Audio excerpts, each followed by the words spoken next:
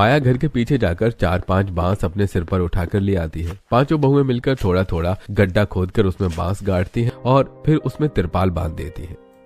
अरे वाह, आज तो खाना बनाने में उतनी ज्यादा ठंड नहीं लग रही है। क्या तुम पांचों बहुएं हर वक्त जुगाड़ करती रहती हो? अपने अपने पतियों से बोलो 2 मंजिला घर बनाने के लिए। हम लोग जुगाड़ करें या कुछ भी करें, आपको इतनी दिक्कत क्यों हो रही है? आप अपना देखिए ना। एक तो इन गरीब भिखारियों के पास कुछ नहीं, ऊपर से कुछ बोलो तो ये अकड़ दिखाते। पता नहीं किस चीज की इतनी अकड़ है। खुद में बड़बड़ाते हुए रेनू अपने घर चली जाती है और बहुएं अपने काम पर लग जाती हैं। कुछ दिन से मैं देख रही हूँ कि ठंडी हवाएं सबसे ज्यादा खिड़कियों से आ रही हैं। तुम बिल्कुल सही कह रही हो। हमारे घर पर इतनी बड़ी खिड़की है कि ठंडी हवा पर्दा होने के बाद भी सीधे घर में घुसती है।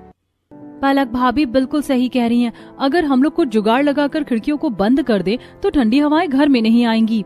हमारा जुगाड़ हो गया है। कल मयंक जी घर लौटते वक्त कुछ गत्ते लेकर आए थे तो मैंने उसे घर के पीछे रख दिया था।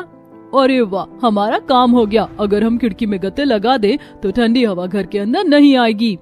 फिर क्या था, पांचों बहुएं गत्ते लेकर आती हैं और उसे साइज में काट कर खिड़की में लगा देती हैं, जिससे ठंडी हवा घर में नहीं आती है।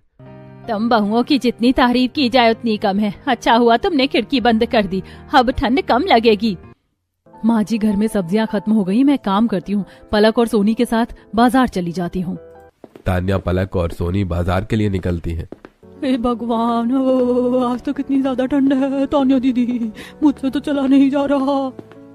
पलक भाभी बिल्कुल सही कह रही हैं। कितनी ठंड है। मुझे पता होता कि बाहर इतनी ठंड है तो मैं कभी घर से बाहर ही नहीं निकलती। अरे क्या तुम लोग इस ठंड से परेशान हो रही हो? देखो वहाँ पेड़ के नीचे आग जल रही है। काम करते वहाँ जाकर थोड़ा हाथ सेक लेते हैं। चलिए दीदी वहाँ जाकर, जल्दी चलिए दीदी वहाँ जाकर थोड़ा शरीर गर्म कर लेते हैं। इस ठंड ने तो हमारी हालत खराब कर रखी है। सोनी, तान्या और पलक पेड़ के पास जाकर आग के सामने खड़ी होकर हाथ सेकने लगती हैं। थोड़ी देर बाद, अब तो तुम दोनों का शरीर गर्म हो गया होगा। चलो अब बाजार चलते हैं, घर भी तो जाना है। हाँ भाभी, चलिए चलते हैं। ठंडी हवा फिर से चलने लगती है और दोनों भाभी नंद जैसे तैसे बाजार पहुंचती हैं। भैया, ये आलू कितने रुपए किलो दिए?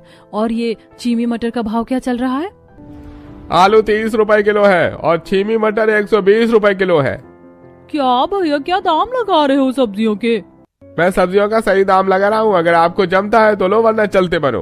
भाभी, ये सब्जी वाला कितना अकड़ू है। हम इसके पास से सब्जी नहीं लेंगे। तान्या, पलक और सोनी मिलकर काफी दुकानों में देखती हैं, लेकिन सभी सब्जियों का दाम ज्यादा बताते हैं, क्योंकि ठंड की वजह से सब्जियों की कीमत काफी बढ़ गई थी। सब्जियां तो बहुत महंगी बिक रही हैं। अब हम लोग क्या करेंगे?